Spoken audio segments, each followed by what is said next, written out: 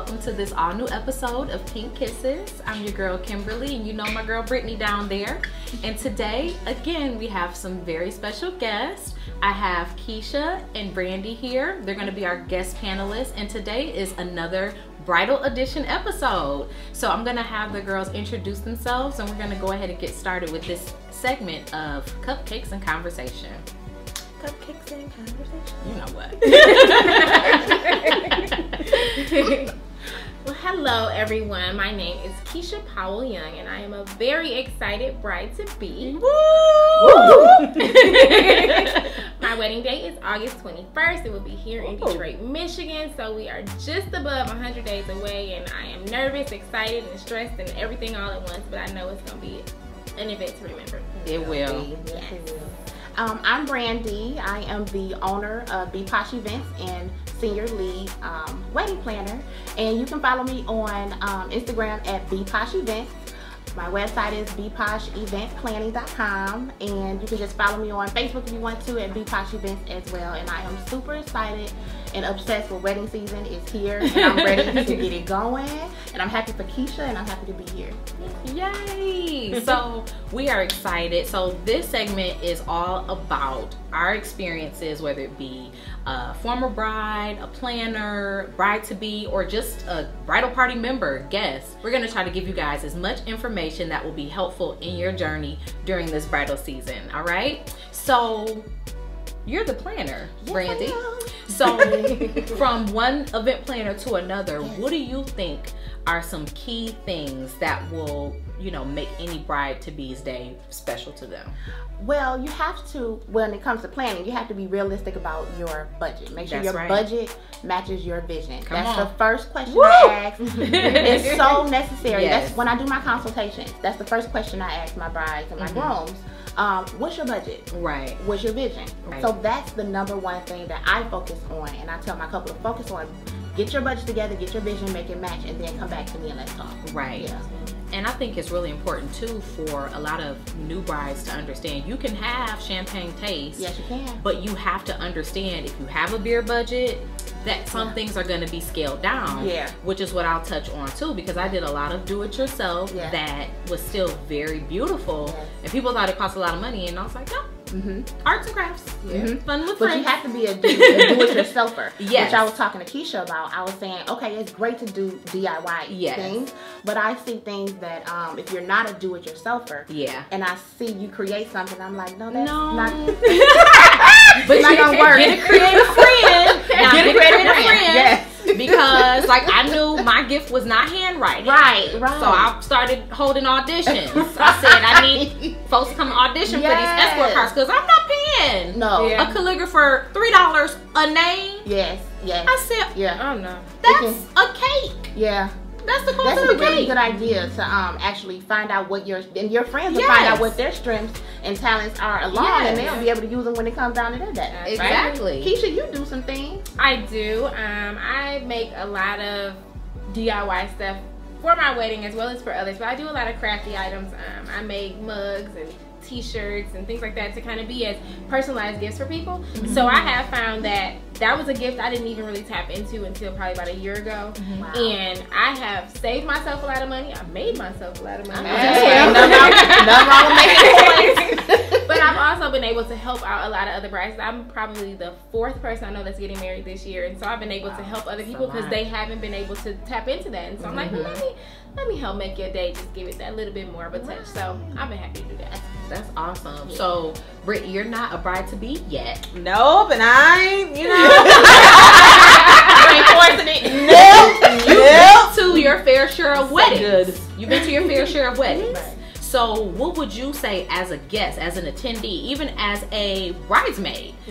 What do you think brides should do to make the experience for the people attending a great experience? I'll say so far I can tell when there's a wedding planner and when there's not a wedding planner. Hey. And OMG, please, whatever you do, have a wedding planner. I can tell on the bride, like she's not as stressed. Whereas when you don't have the wedding planner, you know, everybody's asking you questions. Right. that's your day. You know what I'm saying? Like, nobody should be asking you anything. Like, it should all be towards the wedding planner. Let her be stressed, okay? I've noticed when things were really thought out, like when there was a vision, when there was a mood board, a color palette, and when it was just like thrown together. I mean, it seems, I'll say this.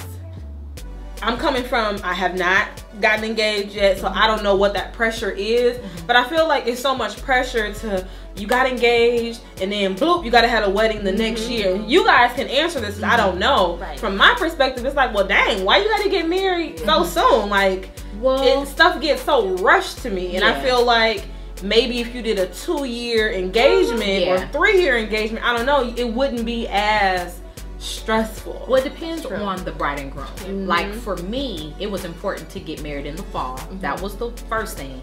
The second thing is I'm in my 30s. So at this point in my life, I know what I want. He knew what he wanted, and we didn't want to be engaged for very long. So I was very adamant about having a year engagement. That was it. So we got engaged in November. We got married the following October. So it was 11 months. But I had a vision. I knew what I wanted. Not that I was planning my wedding before, but I knew what I wanted. So it was very easy for me to say, these are the colors that I want to have. We have to start looking at venues. Like when we got engaged the following week, we were looking at venues. Boom. So that's the key. That's the key. So you don't wait, you know, 6 months down the line and say, oh, let's start looking at venues. One, because they fill up very quickly. So true. Two, you need to know your budget. You need to know what you need to plan for. So if there's a venue that you have in mind and you find out they have a $25,000 minimum and your budget is only $15,000, you have to start looking for new venues. Absolutely. So, you know, that was the first thing that we did. And then once you find the right venue, I feel like the vision can really come together, because some venues you don't have to do much to, then some you have to do a lot to. Everything. So, you know, for me it was, let's find the venue. I had some in mind. The first venue that I wanted, they told me that minimum. I said, the devil is a lie. And see, that actually is when the couple comes together and say, you know what? Especially the bride, because she'll say, I really want this venue, fiance. And he'll say, okay, well, we're not gonna be able to get married next year. We're gonna get married 2 years. And that's where you'll decide. But for me, I was like, no, I had a budget, and the venue that I got married at initially was a venue that I wanted, but I did not want to get married in the same place, because Nina got married at the same place, but she got married in the planetarium area. It looks like a greenhouse. And I said, I don't want her wedding day. You know, I want something that would be mine. And they happened to have that beautiful tent. They had just started that year. So I said, perfect, because it was convenient. I wanted a venue where my guests, once they got there, they didn't have to leave. All in one. All in one. The ceremony and reception. We discussed prior, Marcel and I, that we didn't want to get married at a church. And the reason for that is because we wanted, again, one venue. You get married at a church, then your guests have to leave, and then people get there late. Oh, we don't want that. And then your vendors cost more because you're adding on more time. Instead of a 12-hour pack, instead of a 10-hour package, now you got to get a 14-hour package. Exactly. Let me tell you, you be learning when you're not married. And all your plans. Let me tell you whose wedding is gonna be the bomb. Let me tell you. So once we decided, like, okay, this is gonna be the venue, and I was like, perfect, because initially the main venue that I wanted was the Book Cadillac, which is downtown. Their minimum is $30,000. I said, who is spending $30,000 for people to eat? Not I. I actually had a 2-year engagement. And the reason I had a 2-year as a bride, I'm speaking as a bride point of view now instead of just a planner, but I actually mix the two when I'm talking to my couples, so they'll understand that I've been through it too, so I understand. So with the long engagements, that's okay too. I had a 2-year long engagement, and it's because mainly my husband he's from Jamaica. So we had a lot of family that were coming from different countries. We literally had family coming from different countries. So we had to talk to all of our families and see what was going to work best for them. Once we talked to everybody, we decided on a date when they all could travel and come over. I knew what I wanted visually. I knew what I had to deal with as far as budget. And so it took us 2 years to actually have the wedding of our dreams, and that's fine too. That's fine too. I got married on a Friday night, which is cheaper. Sundays and Fridays are historically cheaper for weddings. Yes. Saturday, you always gonna get full price. Spiked up. And I will say I've learned that, and like when I would tell, you know, the seasoned people, oh, I'm going to a wedding, they'd be like, what's up with all these Friday? What? I'm like, your little traditional buff. You don't go somewhere. But you know what? I love Fridays. Is my favorite day of the week. And you have all day Saturday to do what you want to do. And my thing was, I had out of town guests. Exactly. So I said, I don't want to take up their whole Saturday. Yeah. So we get married. You fly in, even if you fly in Friday morning. I had people come in Thursday night, whatever worked for them. But and Saturday, sometimes, even if you do have a Saturday night, they're coming in Thursday anyway. So it gave people time too to get back to work Monday. It was like, okay, you getting married Friday, cool. I can be on a plane Sunday and I'm good. But Friday, I've always wanted a night wedding. I've always wanted the evening, Friday night, like going out, night on the town. So you do, and I tell brides this all the time, do what you want. Because it is your day, not the guests that are attending. That's right. They don't have to like it. And guess what? That'll help keep your guest count down too. And whoever wants to be, even if your wedding, and I'm getting into this now because I'm getting ready to roll out an elopement package for people who want to just get married. They just want to get married. They don't want all the drama of weddings. You can come and have a wedding on a Wednesday, a Thursday, or Friday. People will come to your wedding no matter what day it is. If they love you. If they want to be there. So you cannot focus on, oh, such and such isn't going to come. It's an inconvenience. They have to work. They have to take off. People take off to get their hair done. Come on. People take off to get their nails done. People take off to go buy tickets to concerts. They can take off for someone that's special in their life to come and see you married. But we toasted right. They will. So have your Wednesday, Thursday, or Sunday wedding. Yeah, that's my. Because I had a funny story. I was handling my RSVPs. I had an RSVP service. Okay. And it was an answering service, so you can either go online or call the answering service. Very cool. Yeah. So, and I'll give you guys that information too. But I was checking the information and I was like, what is this person saying? I didn't know who it was, so I had to call. So I put my professional voice on because I didn't want them to think it was me. Just like, hello, I'm calling in regards to the Dobine wedding.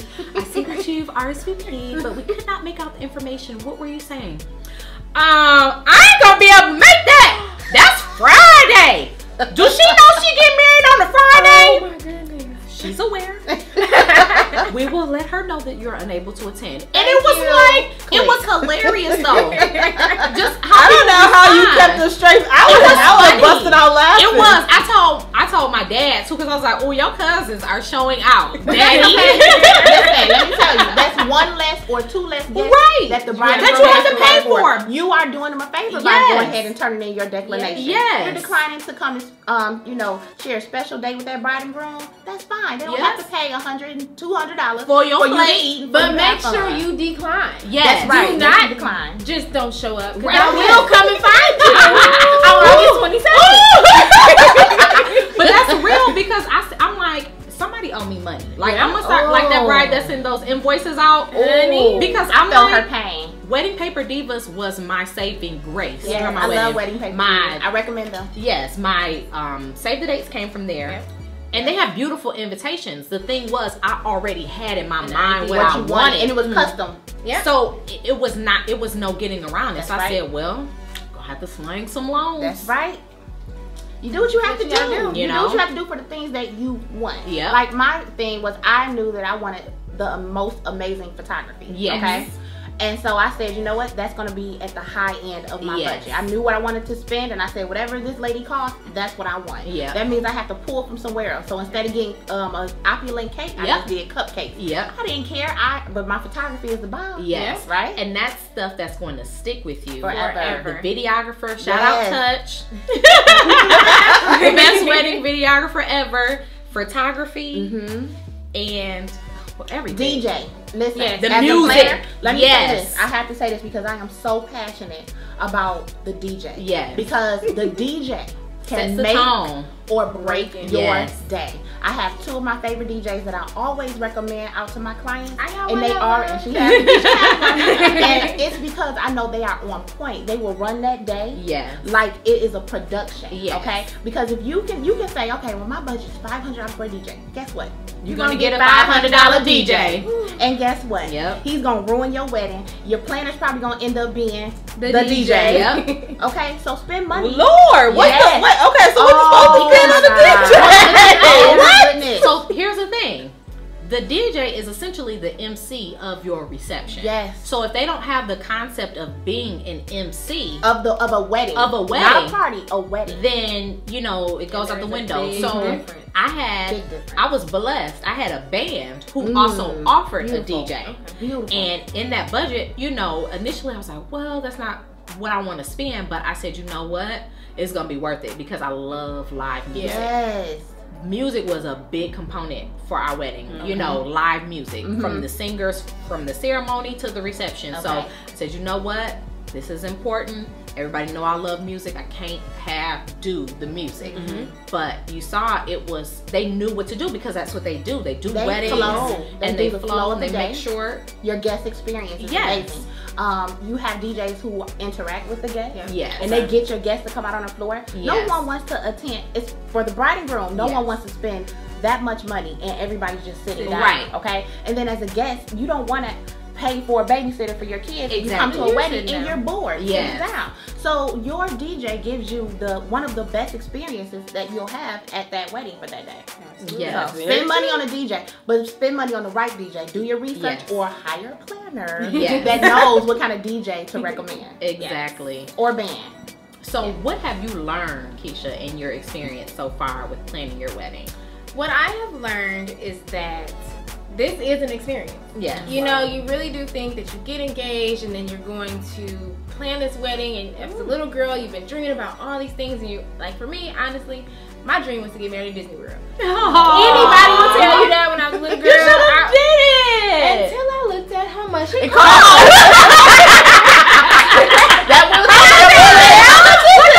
What did you the minimum there is probably like $30,000. But the thing about it is, that's for maybe 100 people. Yeah, because everybody's not going to travel. But that's all they allow. You can't bring 500 people to Disney World, even if you spend $75. I mean, you could, I guess, but on the normal wedding packages, you can't bring that many people. And so I said, okay, I'm not a little girl anymore. Yeah. So let's have a grown-up wedding. So I decided I've learned that everything is not going to flow the way you think it is at all. We had one venue. We had to change our venue. We had paid a deposit.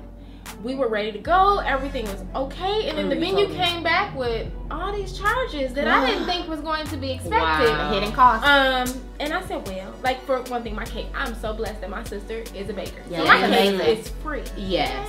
My venue was going to charge me $1,500 just to host my cake alone. Yep. And I said, they were going to charge you it's a cutting fee. To cut it. Wait, to have wait, it. I just almost threw up. Yes. $1,500 to cut a cake. Because you're bringing in an outside cake. Yep, an outside cake. They had their own vendor.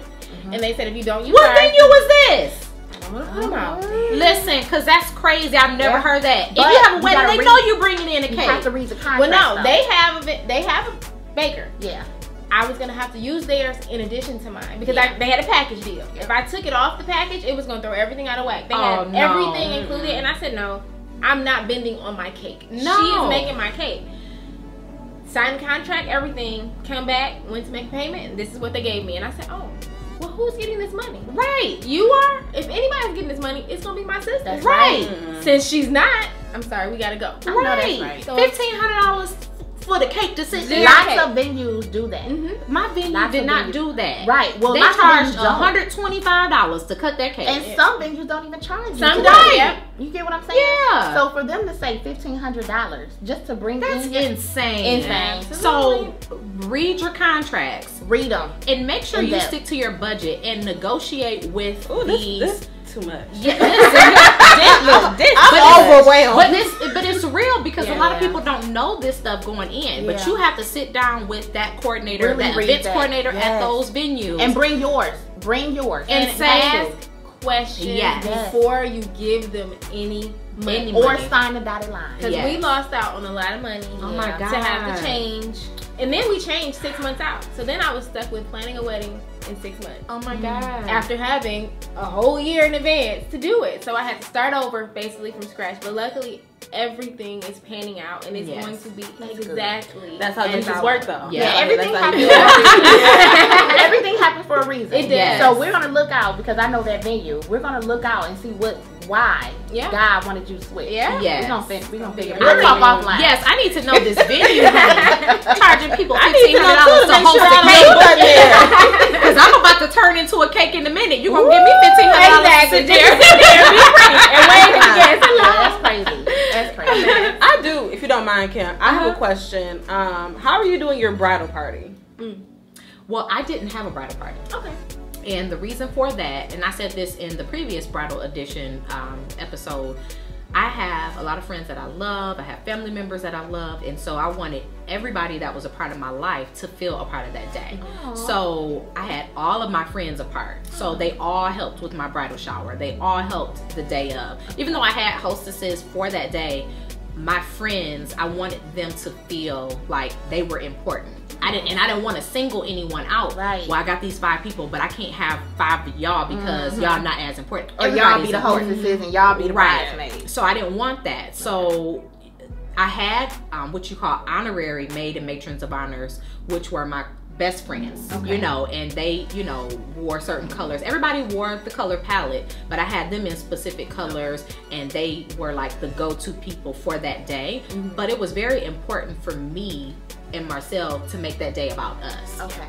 I didn't want anybody to be focused on them, because that moment we've waited 30 plus years for. Exactly. So I wanted that attention to be on us that day. And so we had our flower girls, which were my goddaughters, and the ring bearer, and that was it. And it was just us, but everybody enjoyed that. One, there was no pressure. Everybody wore what they wanted to wear. Right. You know, I said, this is the color palette. I want gowns. You do what you want. And it came together beautifully. We took a nice picture. Everybody was included. Some people missed the picture because they, you know, had work or whatever. Right. But at the end of the day, everybody was happy because they were able to contribute what they wanted. That's right. As opposed to being a part of a bridal party where now I feel like I gotta do this because she making me, you know, everybody did what they could, and everybody felt special. And I will say, preownweddingdresses.com is actually a resource I use. Yes. I actually have 2 dresses as well. Yeah. Awesome. And I got my second dress off of there. Yes. And wow, okay. oh my goodness, the deal I got on that dress Yes. was amazing. Yep, and I initially went on there because I wanted a Gallia La Have. But I still, first of all, those dresses are, to me, beautiful, but they're so expensive. And I said, there's no way I'm spending $10,000 on a dress. Like, that's not happening. And even when I went on the site, people were still selling them for like $7,000. I said, that ain't no deal. So I said, Well, they girl, cost bye. $10,000, $15,000, Yeah. $18,000. So $7,000, they're like, oh, I got this for pennies. Yep. So this has been awesome. Yes. So as an all-star planner, leave us with 3 tips that we haven't discussed Okay. before we go. Well, I have to mention some things that we kind of did. One, hire a planner, please. Yes. Even if you don't hire a full service planner, hire a day of coordinator. Yes. So that someone, once you plan everything out, they can come together, Yes. dot those I's and cross those T's, because that wedding day is cray cray. Yep. The wedding week is cray cray. You have to have a planner in place, someone that you know is going to take care of your day. Be very careful about the type of planners you hire. Yes. Hire a professional planner, Yes. not your cousin, not your auntie, Yes. not godmama. that. Yes. Hire a professional A planner. That's what planner they or do. day of coordinator. That's what they're there Yep. for. Hire a professional. Second, just be very clear again about your budget. What you don't want to do is be stressed out and not enjoy your wedding planning journey. And 3, about that budget, make sure that you use cash. Don't go in debt for your wedding. Going in debt, you can have the most amazing day, but then afterwards you're struggling trying to pay your light bill. You'll come home from that wedding, cable turned off, internet turned off. Who wants that? And then my last piece of advice is, please enjoy your wedding day. That wedding day goes by so fast. It does. It goes by so fast. Don't spend the entire day just taking pictures with your friends. Get on the dance floor. Yes. Have fun. Enjoy the day. Enjoy each moment. And it's going to be one of the most amazing days of your life. Yay. So cheers. Cheers, everyone. All you brides to be out there, we hope that you are enjoying the journey. Feel free to watch this video as many times as you need to, and the previous Bridal Edition video for any advice, tools, anything that you need. It's so important to surround yourself with people that can help you during this journey. So cheers to you and your future groom, and thank you for joining us for this episode of Pink Kisses. Bye guys. Bye-bye.